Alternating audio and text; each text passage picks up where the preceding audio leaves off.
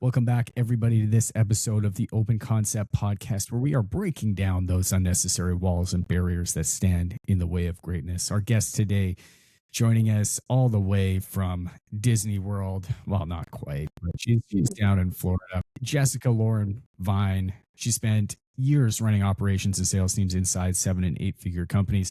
She's been the person building systems, leading the teams, and holding the business together while the founder focused on the vision. And that experience showed her something most business advisors never see. The real reason a founder's team can't just figure it out is almost never a people problem, right? It's a systems problem. And today she helps founders build SOPs, documentation, and systems that their team actually needs to operate without them. And she's also the author of No Permission Required, Living Life on Your Own Terms. Known as the Bottleneck Buster, her mission is simple: help founders build a business that runs so they can have the freedom they started it for in the first place. Jessica, so excited to have you here. How the heck are you? Thank you so much for having me. I was super, super excited. I even thought I forgot about the Pacific time, and I was ready at 1 o'clock, and I was like, well, I'm going to put some more lipstick on at 4 o'clock and be ready at 4 o'clock too. So I am super prepared and super amped really up. Prepared. You're 3 hours ahead of being prepared. I know, I'm ready. Well done. Hey, speaking of bottlenecks, before we get into it, we were talking offline a little bit about a bottleneck that you had, and this fear of flying and this fear of leaving the country. And it seems like you just mentioned to me that you're now over that and planning trips, kind of all over the place. That's a bit of a new unlock. Like, speaking of bottlenecks, right? You were really the bottleneck in that situation, and probably the ability to travel with your friends and family. But can you tell us about that a little bit? Like, what's going through your mind when you're afraid of flying? You were saying there was a lot of anxiety there, and you kind of got over it. But I think the listeners would be interested in hearing what was going on through your mind at that. Yeah. So, man, whenever you have a fear that is so much like in your body where it can cripple you, it's horrible. And it relates to like not only flying, but it can be in your business too. I've seen that with myself, with other founders, with all kinds of people where they literally cannot physically get themselves to do it. So that might be getting on doing a podcast like this. I know plenty of people that are like, and they're like, I got the setup, I got every piece of things that I want, and I'm just not sat down to do it. So anything that you come up against, like I attacked this plane situation the same way that I attack every other bottleneck, and it's just, you just jump in, you do exposure therapy, and you force yourself to go. I had to go to these two specific places, like right before I got rid of this terrible fear. And I was like, I don't want to go. I don't want to go at all. But I was like, look, if you do not go, you're not going to get this result that you want. You get on the plane and you're going to go. And so I told the people that I was flying with, which were actually business people, that I'm like, oh my God. I was like, okay, so if you see me freaking out, okay, but I might look like I'm having a heart attack. So just know this is to be expected, but I'm doing it anyway. And they were like, badass. Like we're here for you. So they were just like cheering me on. And I was like, well, that's pretty cool. Like, they're not treating me like a freak. So like literally going into Vegas, I was like, I think I might die. There's a lot of turbulence. There's some kind of wind happening going on, and I'm freaking the flip out here. And so I'm like texting my husband. I'm like, I love you. I love the kids. And I'm like, and of course we landed, spoiler, here I am. We're talking today. And then I was like, I started like thinking about it, and I'm like, okay, if you hadn't have put yourself through all that mental anguish, you would have arrived in the same place. What good is it going to do you? And it's like I have been a part of Rumination Nation, that's what I call it, and it's terrible. You die slowly by analysis paralysis, and perfectionism is the worst. It's like you can't get anywhere because you're giving yourself the anxiety. Sometimes literally in your body, like I've been rushed to the hospital for a heart attack before. There was an anxiety panic attack. So I'm like, I'm done. Goodbye, Rumination Nation. Plain speaking, whatever. Like, let's just do it and get over it already. Well, you said something pretty powerful there, right? You jump on the plane, and whether you have the anxiety or not, you're going to end up in the same place. So whether you are happy and excited to get on a plane to go to Vegas, or you're absolutely terrified about all the turbulence, by getting on the plane and getting to Vegas, you're ultimately going to end up there. But the experience throughout the process is going to be wildly different depending on the perspective that you come from. And I've heard it been said in sort of different ways, but anxiety is the same chemicals as excitement, the same feeling as excitement, but with a different perspective. No, I heard that. I think the first time I heard that was like from Mel Robbins, and she was talking about how she would go on stage and get ready to go on stage, and she's like, I was sweating. I was like, and I'd be like, I am so excited. And so sometimes it's easy to say that to yourself and to get yourself on board. Other times yourself is like, you are full of it. You are terrified. So it's like, even if your brain is like, I see through your positive thinking, you have one foot in front of the other. It's like, logically, you know that. I was actually like, I've struggled with this plane thing for years. Like I think it was like a decade ago, maybe it was 2012. I ended up sitting next to this like retired 4-star general, and I'm educating him on this, and I'm like, I'm actually really excited, and he's like, okay, yeah, you look terrified. I'm like, no, it's like basically the same thing. And he's just like, okay. He gave me his business card, and he was just like, let's connect on LinkedIn. You're hilarious. So we stayed in connection. And he was like, that's a pretty interesting thing. But he was like my buddy during that flight. I was just telling him how excited I was. And he's like, okay. Yeah. Okay, psychopath. Yeah. I was like, well, he couldn't have thought I was too crazy. He gave me his business card.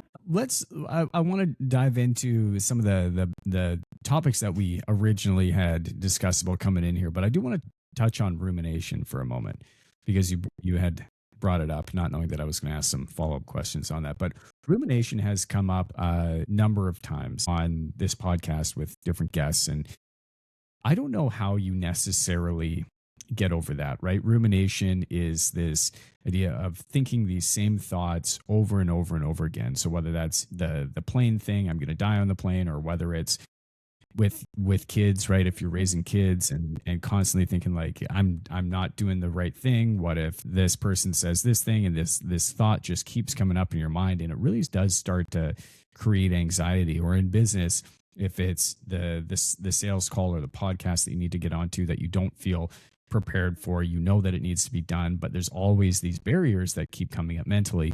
It might be things like these people are never going to listen to me, so there's no point in doing it.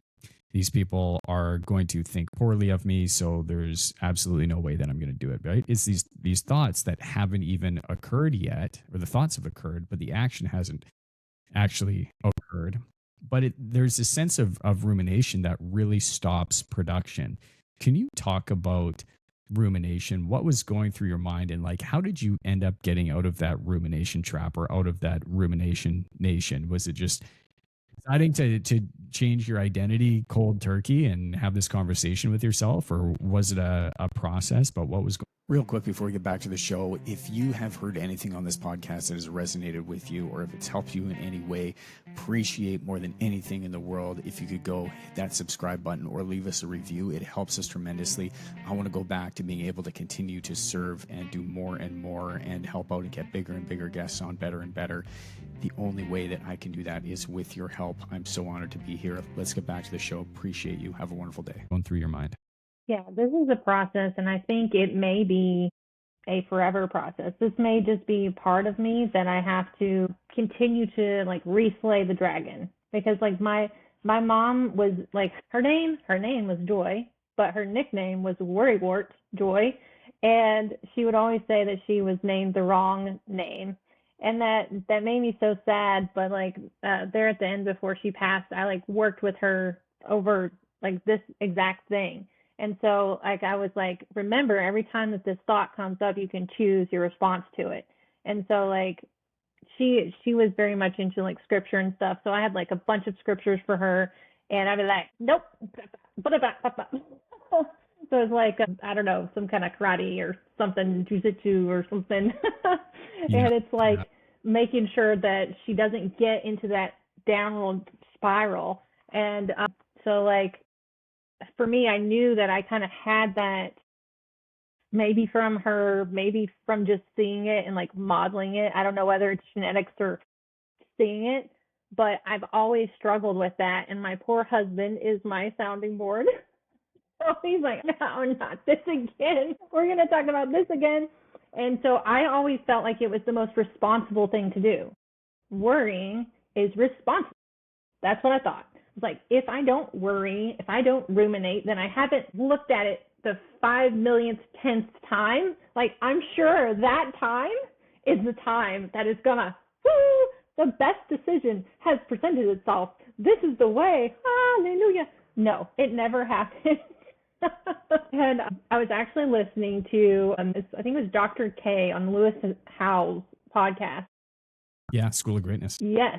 Oh my gosh. And he was talking about how, like, as from a psychiatrist's point of view, rumination is not good. It just makes you become like more, I forget the term that he used, but basically like against, like polarized was what he said. It makes you become more polarized.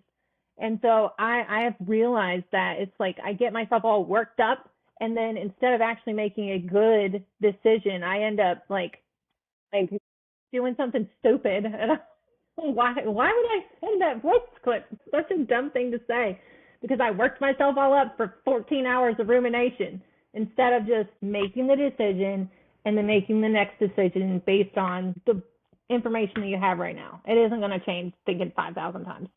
The problem with rumination is the once you take that action, if your default is to ruminate, then you start questioning the action that you took and questioning the energy that it may have provoked. If you had sent a message, write that voice note, and then you start thinking in your mind, was that the right thing? Are they going to think of this way of me now? How is this going to go? And until you start seeing that response, and then once you get that response, you start analyzing it.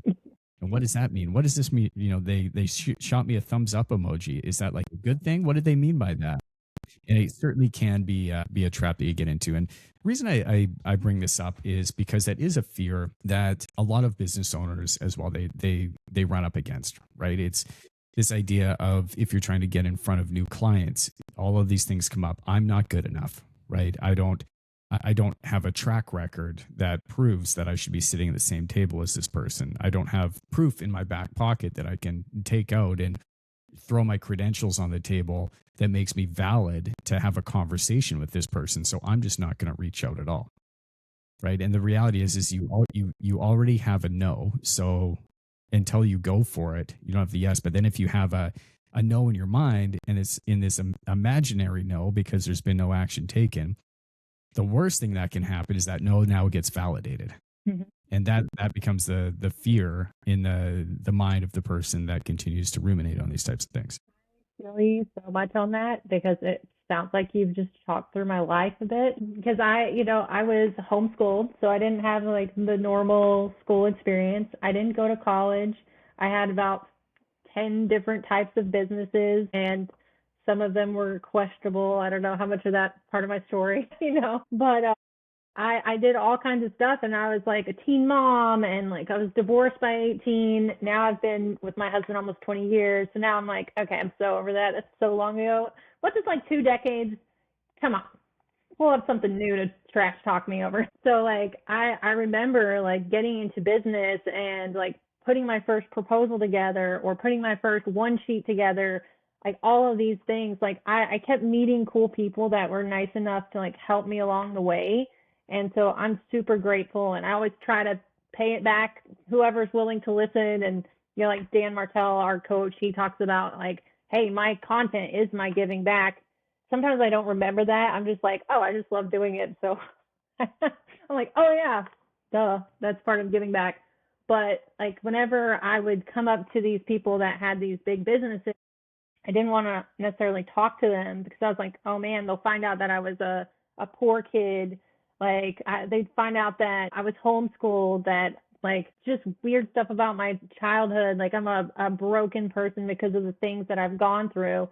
And I found is that most of them had similar situations. And they're like, oh, well, I love you now because I too have been through the ringer. You want to hear something? I'm like, oh my gosh, are you kidding me? I could have just been myself this whole dang time. It would have been okay. Especially like whenever I started like running these big businesses though, like I didn't have an MBA or anything at all. I didn't go to college at all. But since I had run my own businesses, I was like, well, I like all the questions that they're asking me, like I actually know the answer to them. And so they like kept promoting me, and I was just like, what? Because after like 2 decades of being an entrepreneur, I went to work for people for about 3 years, and I was like looking for this. Like I was like, they must have like a different gear. They must be like super smart. They must like there's gonna be something about them that I'm missing. Yeah, you know what it is? The just doing it and stop second guessing yourself, and to your point, saying no to yourself before even asking for anything. It's like you just told yourself no. Why didn't you just ask that person and just go for it? Who cares if you have an MBA or not? If you know how to do the thing, do the thing. Yeah, I find most people that I talk to that have MBAs that have come out of school and they've graduated into working for a company, they're missing a bit of that gear, right? They're missing a bit of that grit that they've never had to go through, that forces you to make pretty major decisions under pressure, which as a business owner, you naturally, I mean, you have a history of a number of businesses and currently, working on a new business now, that, right? Like these are the pressures that come up, and it's easy to play with house money, right? But when you have your real cash on the line, when you're fighting to make payroll, when you are losing sleep at night and you still have to make the decisions that you need to make with that added pressure, that's the type of shit that they cannot teach you in school. There's theory behind it, but until you're in it and actually doing the thing, you don't know. You'll never experience that. Yeah, if you do not have a memory of 2 a.m. waking up and wanting to puke because the next day you know that you have to make a life-altering decision, and not just your life, multiple other people's lives, then you have not experienced being a business. Moving from starting your own businesses, real quick, what did these businesses look like before you got into the corporate world? So I had a few different ones. Like whenever, like my first one was like making pot holders. So that was like, as a child, I was selling everybody pot holders. I'm crocheting, have a pot holder. Who else? Like those pot holders get dirty. I'm sure that you're up for some new ones. Throw those ones away. I'm going back for repeat business. So it started out with just like stuff like that. And then certain types of weird individuals on the internet like to buy certain things from children. And I sold those. So totally not legal things, sold. Went through that. I thankfully met my husband, got out of all of that kind of stuff because he was like, no, ma'am. And so then after that, I got into copywriting. That's what I did for the longest period of time, was copywriting, marketing. I got into ChatGPT whenever it was ChatGPT junk, terrible. It was so bad. I'm like, what is this? This will never become anything. Here we are. It's awesome. But that was mainly what I had done at that point. And then me and my husband, we actually sold our house, got some good money out of it, and we invested a hefty chunk of money into a real estate mastermind. Literally had never done anything in real estate before, and we're like, go big or go. So we ended up like flipping 7 houses, wholesaling houses, and then that's how I ended up meeting the first person that I worked with as his COO. Is because he was like, hey, you just learned how to do all this stuff. And I'm like, this is not easy. Like the construction part of it, I got my butt handed to me. I didn't know what a baseboard was when I got started. So now I do. Now I could have a somewhat decent conversation with you on construction, but not whenever I got started at all. We're not going to go deep into construction mechanics and tactical construction. I know what a critical path is now. Hey. Well, there you go. That's a good start. That's a good start. Yeah, that would have been a good start in the beginning before I put drywall up whenever it shouldn't have been put up. So, I mean, that's the thing about construction. And I'll give a little plug and a little credit to the project managers and the team that we have, because building homes, renovating homes, it's really complex, right? You're not only managing material procurement, but you're managing also people, right? Mm-hmm. Scheduling of a huge amount of people. So there's going to be 20, 25, 30 different companies, all with different personalities, all needing to meet and make their installations at certain intervals that is not going to affect the timeline. You're also dealing with designers and architects and engineers that all have an opinion and thoughts on how things should be done. And somehow you still want to keep the customer happy, because at the end of the day, they're the ones that are paying the money and they want to have a great experience. So all that stuff that goes on behind the scenes is, it's certainly challenging. So good on you. I know I've been doing that for 16 some odd years now, and we always find new challenges that we need to stick handle and things that we've never come across. Even though we have, I mean, you talk a lot about processes and procedures, even though we have really great operating procedures for how we run within our company, ways to handle almost everything. But there are certain situations that do come up that you cannot write procedures for and you cannot write processes for, because it's probably going to be one thing that is going to happen once. It's probably never going to happen again, but these surprises do come up all the time. And this is where the power of having great people, and you hire them for the flexibility. You can hire anybody to follow a process. They can follow the process as long as it's written out, it's detailed enough, it's checked on and inspected.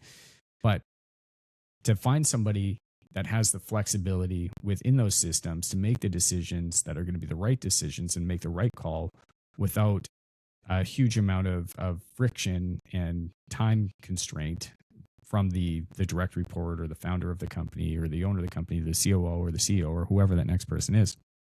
That is where like that power of human beings come into play, right? If somebody shows up to work, one of your subcontractors shows up to work and they haven't had much sleep and they're super grumpy and they still need to get it done and they're being a pain in the ass on site, you can't kick them off because they need to, continue with the project. Otherwise it's going to slow the whole project down. Like, those are types of things you have to realize. All right, we're not just in construction, but we are in the people management business. And effectively, like, they are a part of the team. So we need to do whatever we can do to handle that situation to keep things moving down the path.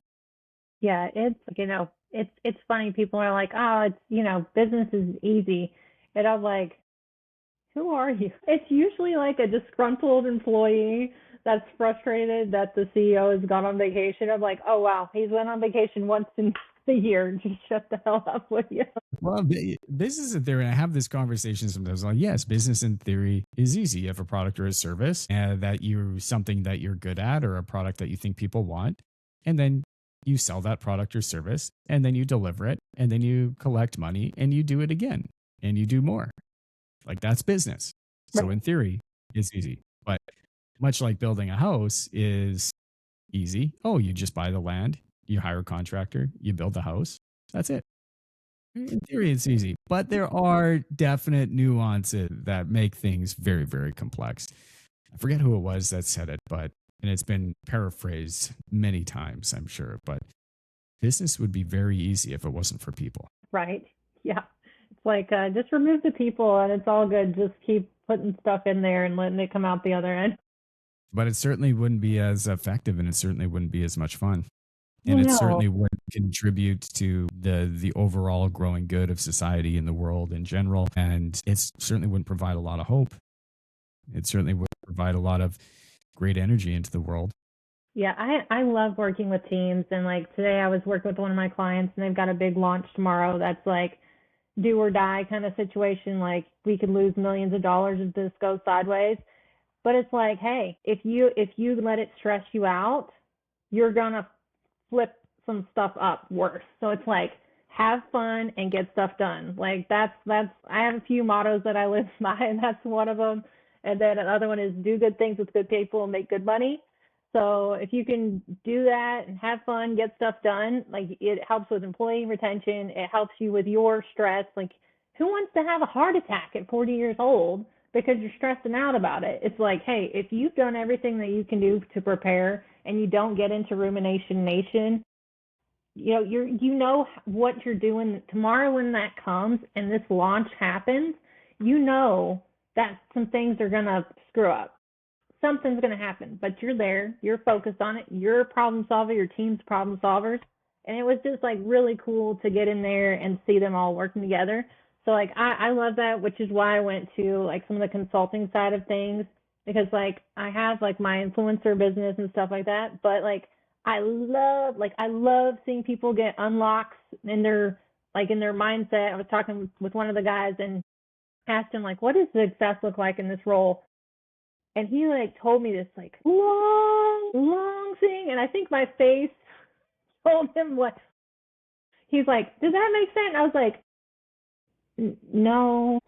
Yeah, can you distill that down to like one or two sentences for me, please? Well, like then I asked him a few clarifying questions, and I was like, so you're saying if this guy helps your company with proactive communication, then he's won? And he's like, yes. And I was like, perfect. So tell him that whenever he gets started, because otherwise, like, I was confused as heck what my job was. That's part of it too that I do, is like helping people learn to communicate with their teams so that it's clear on what they are actually supposed to be doing and the outcomes. Because if someone comes in, they can have all the best intentions on both sides, but if you're speaking in English and they're speaking in Spanish or something, or they just don't understand, like, it's like, I'm trying and I don't know what you're trying to tell me right now. When you moved from these businesses and you got into the COO role and an operating role in these organizations, what did that look like? You mentioned that you got into it thinking that there was maybe another gear that you were missing, or a gear, something that you were missing maybe under the hood. You wanted to take a look and sort of see what was going on because you hadn't had that kind of experience, right? That kind of experience working for somebody else. So naturally, as somebody that's running their own business, going through their own challenges, going to a bigger company to see how they operate, obviously they're doing something right. You probably were pretty interested in checking that out, right? What can we learn? What's going on? What did you find exceptionally interesting? Like, what was the biggest takeaway that you found, or biggest couple of takeaways that you found going into these big organizations from a small business owner's perspective that you were able to come away from that really surprised you? Yeah, the biggest thing was how much time, effort, energy went into hiring the right people. It's like, oh, you don't just put a mirror under, what is that funny thing? It's like put a mirror under their nose and if it's popped, then you hire them. It's like, okay, well, that's a bad idea. So like the gentleman that I was working with initially, like he had this whole hiring process, and I was like, hiring process? That's cool. Like literally like stuff like that, which is how I got obsessed with the systems and processes, because I saw, okay, well, how if you hire someone good, wouldn't it make sense that you would go and do that same thing again? Okay, I hired Tom. He's a rock star. Why? Okay, cool. What did I do? I did this, this, and this. Okay, cool. Well, what if I could get someone that's similar to Tom by doing the same thing? Maybe we should do it. Like, maybe we should do it again. And so sometimes your systems get built that way. Like you do something good and then you're just like, let me go tear it apart a little bit and try it again. And then, oh, well, this didn't really work. Tom just happened to be here and he was awesome. So we're going to have to try something else out. So whenever I got in there, that individual that was working there, we're still good friends and talk sometimes, but he actually did have an MBA, and he was like, yeah, I don't, like, I can't do this crazy work hour stuff that you do. He's like, I got a life. And I'm like, what are you talking about? This is life. So it's very funny. Like the people that are like entrepreneurial, like we love it. Like we are like, let's go. And then people that usually people that go for a job, they're like, hey, I just want to come in. Like maybe I work 50 hours, 60 hours, but I just want to come in, clock in, And then you better not mess with me like during these times because I'm doing my job and I'm getting out. So like for me, I was just like, I love this. This is like a game for me. Like it's like some people play video games, I play business. And I'm like, let's go. How many people can I help today? How can I level up today? And so that's what I brought in that business. And then I learned how to harness that chaotic energy by doing all these systems. There were scripts in the business. I didn't want to do the scripts. So I'm like, so I'm like, Sounds like you're a terrible employee. I think I was a pretty great employee. I don't know that my CEO would always agree because I pushed back a lot. And they're like, "Oh yes, we love it whenever people push back." I was like, "Yeah, until you don't." So that was always interesting. But I don't know. I thought I was a pretty good employee because I knew what it was like to be the business owner.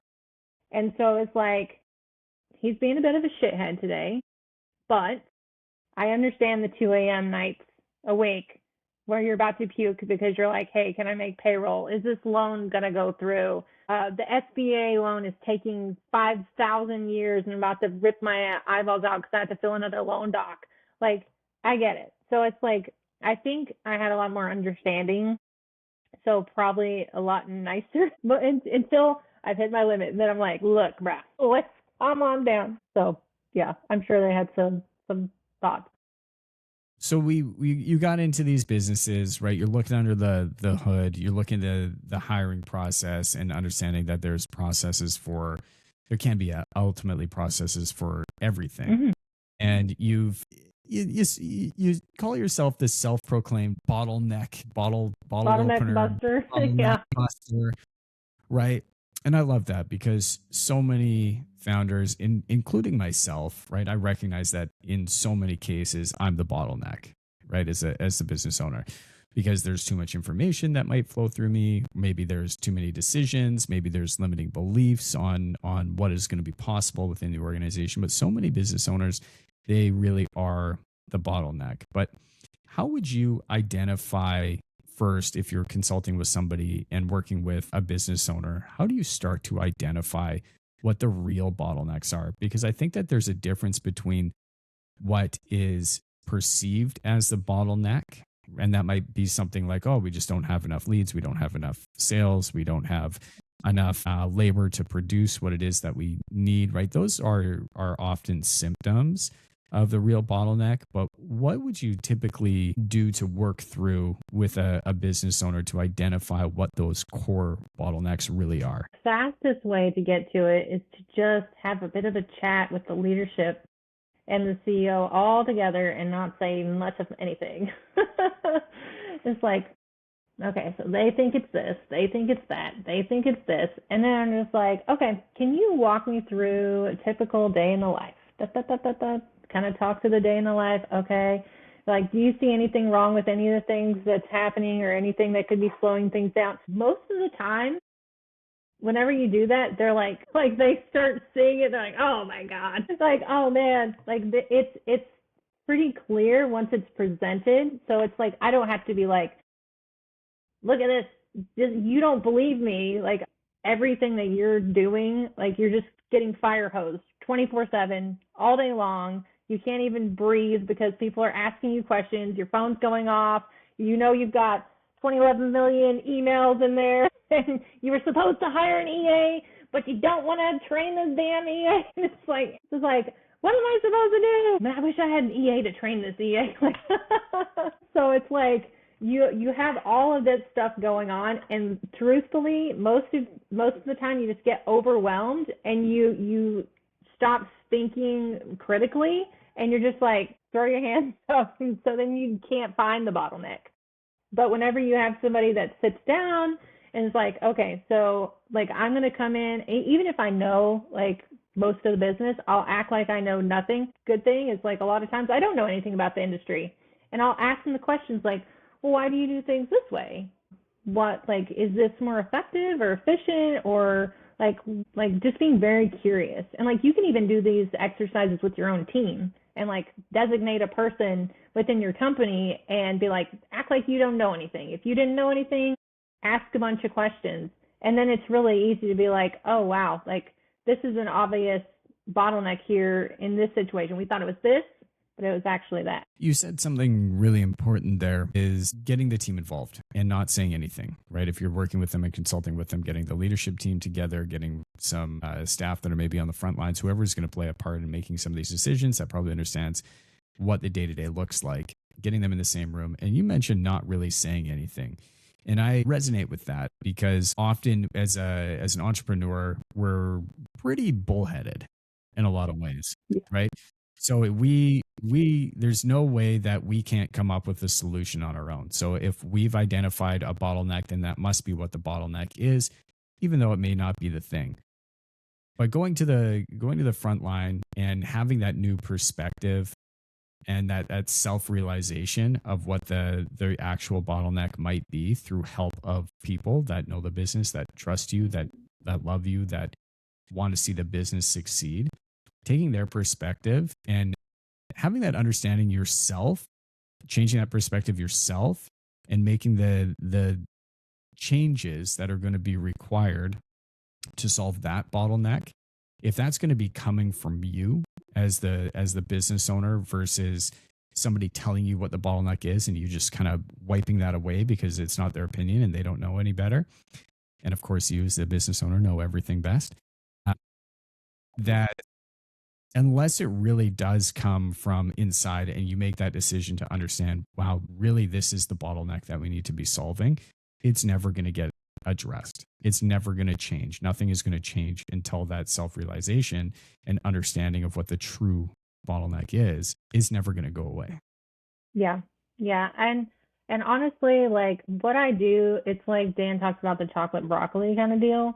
It's like I sell systems and processes and stuff like that. But what I actually do whenever I get in there is I help teams communicate better and work together without feeling like they have to cuss each other out every day.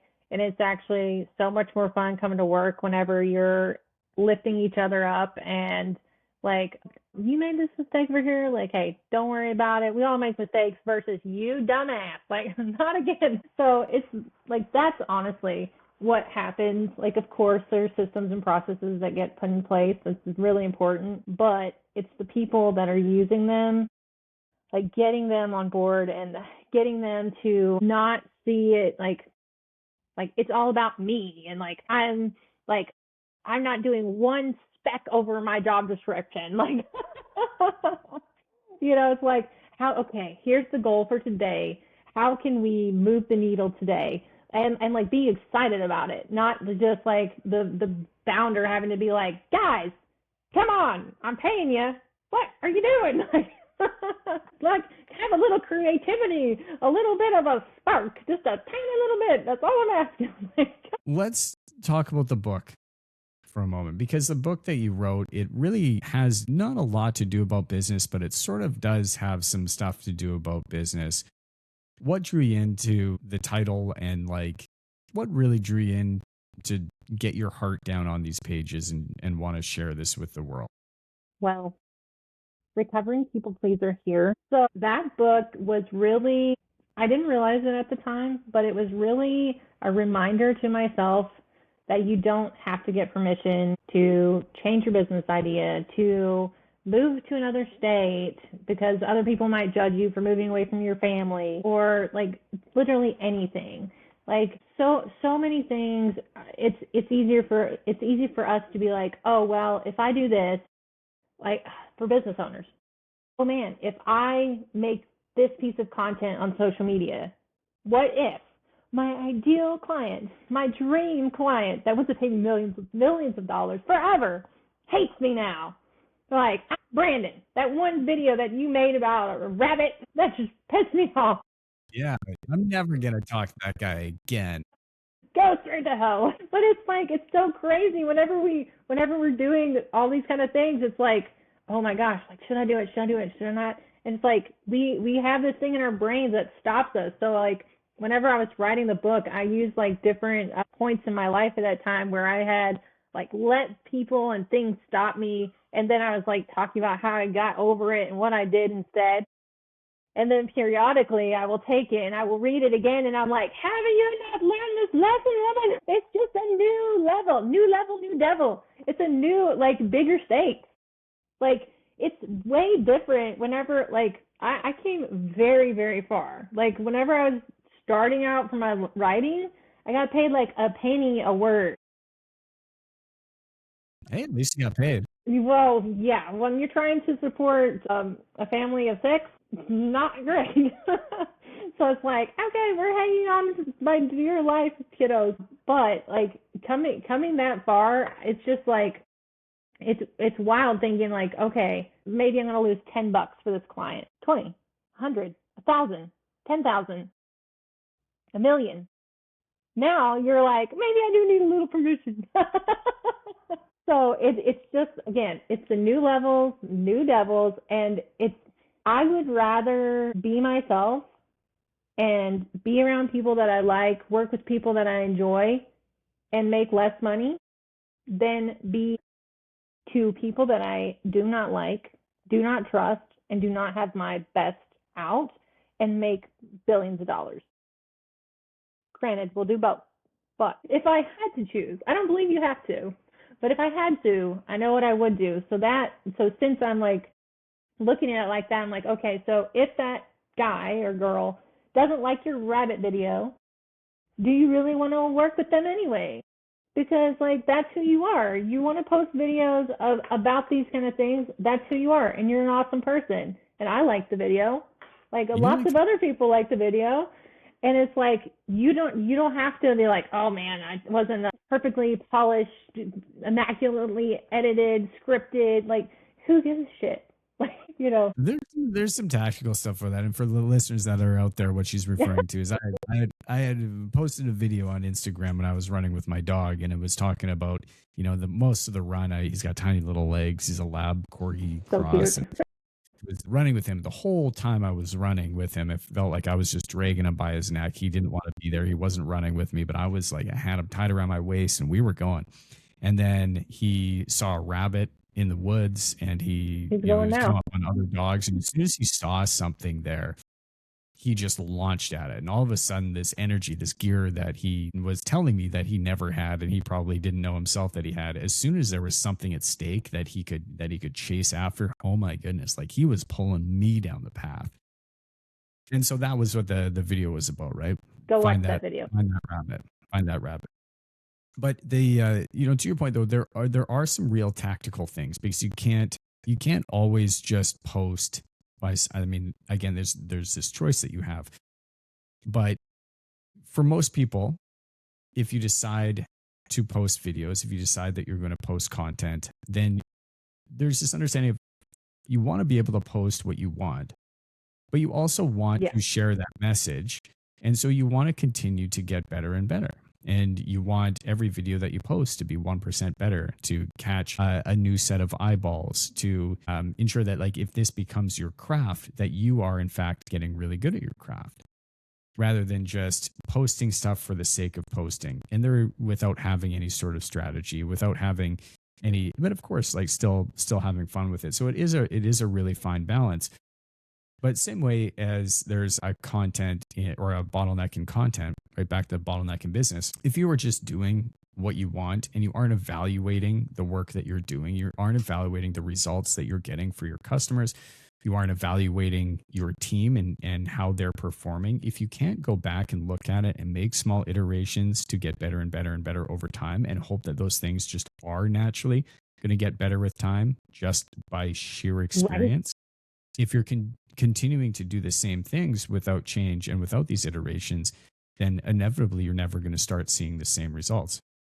No, it's true. It's such a crazy see different results. Yeah, it's such a crazy thing. It's like so nuanced. So it's like the hardest thing, because it's like no permission required, but also I need to make money and get in front of the right people. So it's like the 80-20 rule. So it's like 20% of my content is like a personality, like those things. I'm like, okay, these things like get thousands and thousands of views, and then I'm like talking to my ideal audience about systems. It's like 300, like I'm like, whatever, okay. I'm like, honestly though, if you think about it, 300 eyeballs of your ideal human paying attention to you for like 60 whole seconds, that's amazing. So it's like, okay, well, at least like for me, what I've found is like I'll create those pieces of content, and that'll show that I actually know what I'm talking about. And then people will go and look through my other stuff that's more of like my personality, like the 20%, and they'll decide whether they actually want to work with me or not, because I'm coming full bore, okay? Like I'm like, we're going to have a great time. We're going to get so much done. Like it was so funny because they were like, oh, well, do you think you can have this over to me by Friday? I'm like, how about tonight? They're like, what? I was like, oh yeah, this is how we roll. Whatever rabbit situation, what a turtle and a tortoise and the hare thing, I'm the hare, okay? So it's funny. Everything. I feel like everything in life is nuanced. That's why it's so hard to create content, because everyone is gonna misunderstand you in a 60-second clip, and then they come for you, or you just don't explain it. I'm like, I'm done. Listen to the rest of my content, you'll get it. Content, but in this episode is sponsored by New Vision Projects, and everybody has heard the horror stories that happen. They have a friend of a friend or a neighbor that's been renovating for years on end, or they've been building a home and it just hasn't gone the way that it needed to go. Budgets are blown through the roof, timelines, forget about them. New Vision Projects has an incredibly strong track record for over 15 years of working with customers, serving them at the highest level. If you are considering building or renovating, check them out on Instagram at New Vision Projects or at newvisionprojects.com. Building the homes you want with the confidence you need. New Vision has you covered. Let them show you why they're different. Back to the show. In business as well, right? It's because you do have a duty. You want to continue building your business. Every opportunity that you have to work with a new customer is a new opportunity to make that the best possible experience, to give them the best possible outcome, to give them the best possible journey throughout the entire process, to make sure that you know that what's worked in the past, you're coming with the history, you have the mindset to make these iterations, to make sure that whoever is paying you to do the thing is getting the best, the best version of Jessica possible, right? Or the best version of the owner, the team, whoever that may be in your business, whoever's listening. But that's also challenging, right? Is understanding, if you're a company, right? Understanding what comes across as professional, but also letting people know who you are, right? Opening the door to let people in, to understand who it is that they're going to be working with, not just a sign on the wall, right? And I really do feel that people choose to do business with people versus choose to do business with businesses. Yeah, for sure. Like, a perfect example here. I have where I'm recording right now. It's on one of the busiest streets in our hometown. We have a big sign on the window, right? You can see all the cars that are driving by behind me, right? So this is, as far as impressions go, it's out there, right? There's a sign on the wall, but you would be amazed at how many people I talk to, and they ask, "Oh, do you have an office that we can come to?" And I tell them, they say, "Oh, I drive by that place like 4 times a day." Right. And have for the last year. Like, all right, well, next time just look left, because that's where we are. But it's amazing because people, unless you are really doing something great in business to stand out, or something great in your case, social media to really stand out, people aren't going to see that. And so that becomes the thing, is like, we can put a name on a wall, but how do we let people know who we are?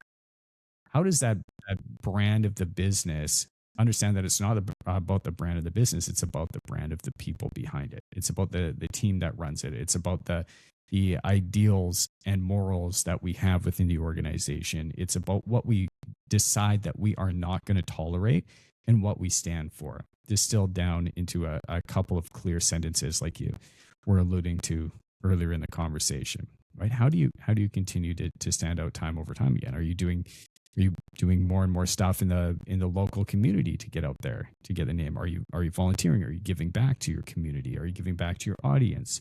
What does that look like? What are you going to be doing different? So there's definitely challenges in identifying who you are first and foremost, but then also letting the world know who you are and who it is that you want to be, right? What it is that you stand for. And that can become certainly challenging on its own. Yeah, whenever I was watching that interview with Dr. K, he was like, identity, like, I try to get all of my people not to have an identity. And I was like, oh, God. no, that's even worse. Like, I was trying to upgrade my identity. No, I'm just going to get rid of it altogether. And Lewis pushed back on him and said, well, obviously, as business owners and humans, we have to interface with this world. We're not actually monks in wherever they're at. We'll just live in their world. It's like, and he was like, yeah, I get it. So what I took away from that, it's like, okay, whenever I'm interfacing here, like, obviously I'm prepared. I'm not like, oh, no, I've prepared for like 3 hours. No, but it's not like, oh, well, I'm going to come here and have a snack or whatever. You know what venue you're in, and you know what you need to do to provide the best experience possible. So who you're going to be with your kids, goofing off in the swimming pool the night before and singing Michael Bublé and K-pop songs, that's different than what we're doing here, but it's still you. It's just not the role that you're playing at that point. And it's like, it's okay. It's actually great to be both of those things and all of those things, because you're a dad, you're a husband, you're a son, brother, like all these different things. And you're not going to show up and ask your parents for their KPI. Yeah, exactly. I mean, the conversations that I have with my wife are going to be very different than the conversations that I have with my operations manager, right? Like, it's two very different conversations, but you're right. All of these things that you are make up the identity that you have as the person that you want to become, it's right? Like, and it's like, is it getting you the result that you want? Like, if you showed up every day and you signed no clients because you're just like, I'm just being myself. Okay, well, you have no clients and all your employees quit. So how's that working out for you? that little portion of your identity could probably use a little more emphasis right now in this situation. But there are going to be, core fundamental parts of your identity, right? That are going to guide the decisions that you make, that are going to guide even how you show up, right? Even how you choose in certain rooms to show up with the level of energy, the level of intention. Like, that is a core fundamental part of what makes you you, is the ability to analyze where it is that you're going to be going, know your audience, know who you're speaking to, and show up with that kind of energy. Right. I know that if I'm talking with somebody on the other end of this microphone, and they're very upbeat, big, fast energy, go, go, go, really loud, well, then I'll meet them where they're at. And if it's somebody that's on the other side and it's a night, it's a very calm energy, it works well, then I'll meet them where they are too. But identity, I think you need an identity. An identity drives purpose, right? And if you're waking up every day and you're like, you don't have a bit of that drive to understand, who am I going to be today? Right? What is the best version of myself that I'm going to show up and be? Then you aren't going to have that drive to change anything. You aren't going to have that drive to move forward. If you're just lying there and thinking, I'm good enough as is. Have emotions hanging out. But there's like you said, there's nuances in everything. There's nuances in everything. Right? So yes, I'm good enough as I am, but knowing that somewhere within who I am right now, there's parts that I know I want to make better. Isn't that crazy? It's very crazy. It hurts my brain sometimes thinking about that. It's like, because I'm like, my second oldest son is diagnosed autism, and I'm like, I'm pretty sure he gets it from somewhere. I know my husband's got it in there. It's like very black and white thinking. It's like, either is or it isn't. What do you mean? You're perfect, but also not perfect. And it's like little explosions happening in my brain. It's like, I understand, but also every fiber within me is like either one or the other. And as a very judgmental to myself person, I'm like, pretty sure I need to get better. There was a clip on Instagram that went viral, and it was a guy who was sitting in he was a young man, and he was sitting in his car, and he was just talking to his phone. And you could tell like the theory was, it was just a very confusing world. But he's looking at his phone and he's like, sleep less, sleep more, cold plunge, sauna, read more, implement more, taxes, Bitcoin, Ethereum, day trade. Like, he was going back and forth with just all of these different philosophies, and it's like very confusing as to what it is that you need to do. right? Who it is that you're supposed to become. What are you supposed to be focusing on if there's so much conflicting information out there? And you could just see like the reason why people connected with this video so much was because in this, you could feel the emotion that this young man was portraying, right? You could see it in his eyes. You could see it in like the weight on his shoulders was legitimately like, I'm fucking confused here. What are we doing? What is this world telling us that we need to do?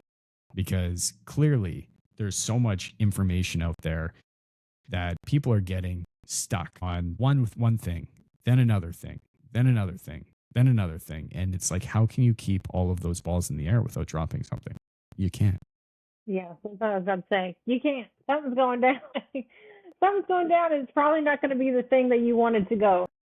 Jessica, if you could leave our guests today, if there's a message that's on your heart that you want to share with our audience, if there was one key lesson, one key thing that you just want the world to hear that you could share with our listeners before we wrap up our conversation today, what might that be? That would be that you are not alone and that you are not a terrible leader. You're not a terrible person. The fact that you are trying and you're working on getting better means that you are better than most everybody else. So if you are here listening to this podcast, especially if you made it all the way to the end, you are the top of the top, the cream of the crop. And I hope you never stop. And I didn't mean to rhyme all of that, but it was cool. So I hope that they have an awesome day and they stop being so hard on themselves, because I know that's what we love to do to ourselves. I love it. Where can people find you if they wanna connect? On Instagram, Jessica Lauren Vine. You can contact me on there. I'm still in my DMs, so I'm not out of touch, not out of reach yet. So get me now. Get her now before all those billions start rolling in. There you go. They're on their way. Jessica, thank you so much for spending some time with us today. It was really great to connect, and thank you for sharing all your experience and wisdom with us today. Definitely. Thank you so much for having me. It's been awesome. And to our listeners out there, thank you so much for being here. Until next time, stay blessed. Have a great day. Know that I am here rooting for you to win. Peace.